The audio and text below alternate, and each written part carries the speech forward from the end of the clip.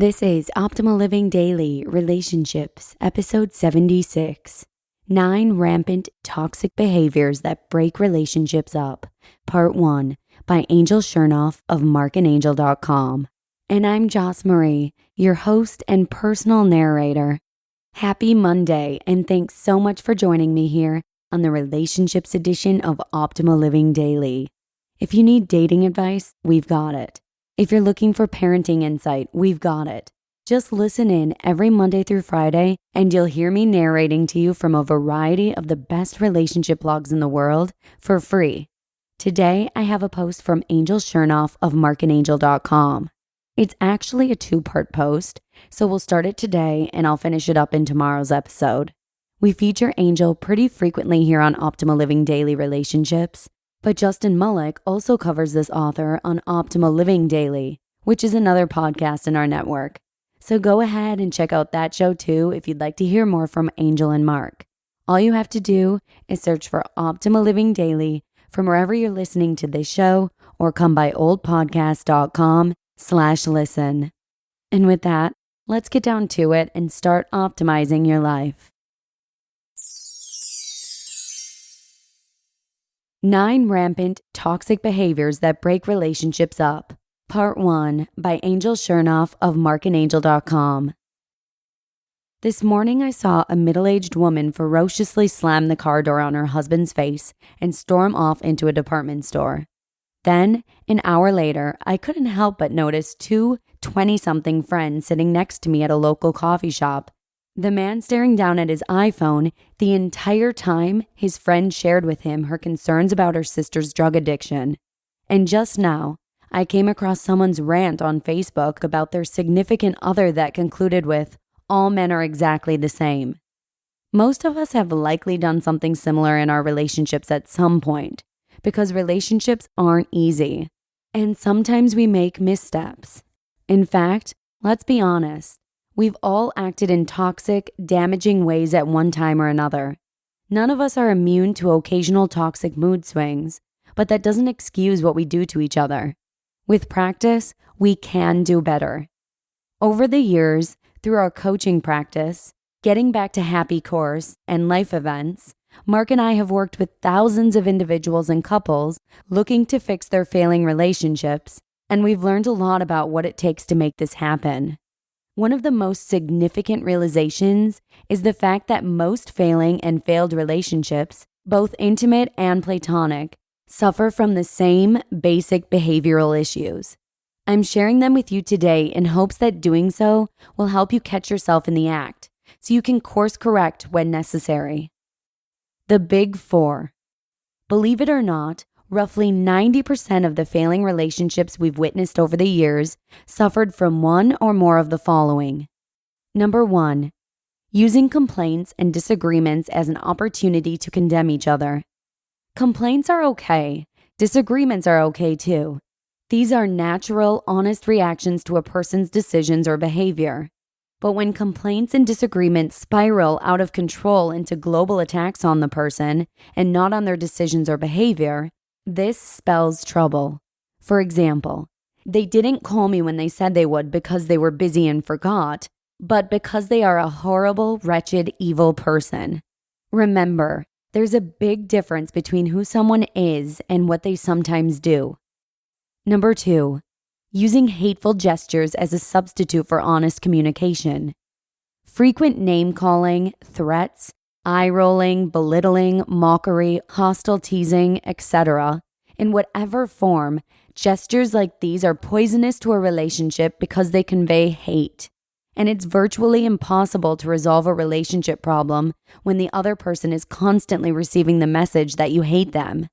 Also, keep in mind that if someone you love makes a mistake and you choose to forgive them, your actions must reinforce your words. In other words, let bygones be bygones. Don't use their past wrongdoings to justify your present righteousness. When you constantly use someone's past wrongdoings to make yourself seem better than them, I'm better than you because, unlike you, I didn't do XYZ in the past, it's a lose-lose situation.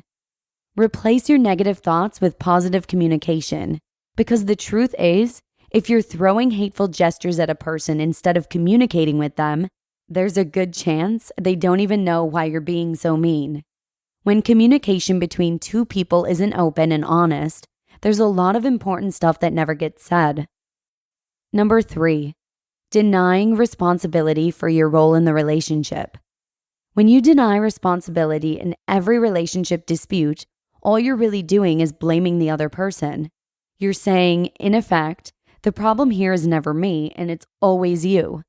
This denial of accountability just escalates every argument because there's a complete and utter breakdown of communication. The key thing to understand is that you have a choice. Either you're choosing to be in a relationship with another person or you aren't. If you're choosing to be in, then you are responsible for it.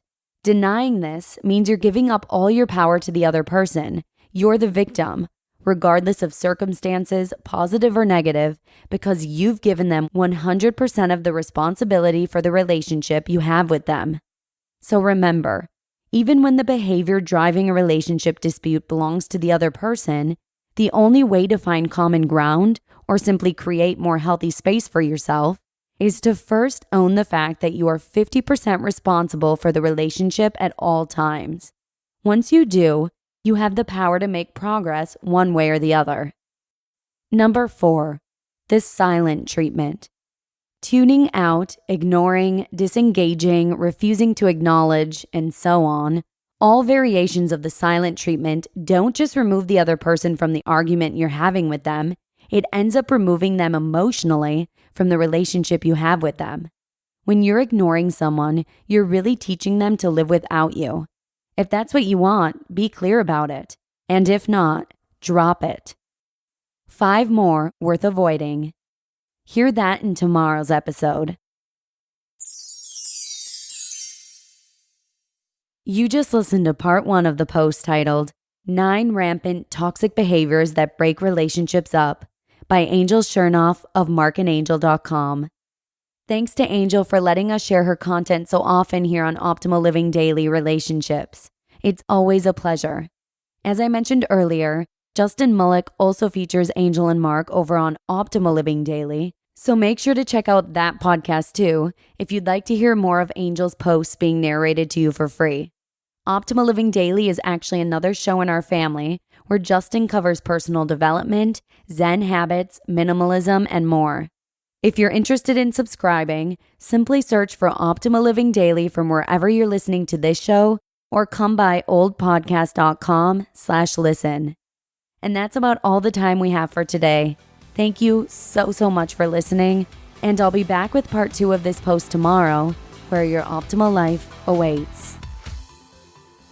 Hello, Life Optimizer. This is Justin Mullock, creator and producer of this podcast, but also Optimal Living Daily, the show where I read to you from even more blogs covering finance, productivity, minimalism, personal development, and more from incredible bloggers like Derek Sivers, Zen Habits, Marc and Angel, The Minimalists, and all the ones you hear on this show too.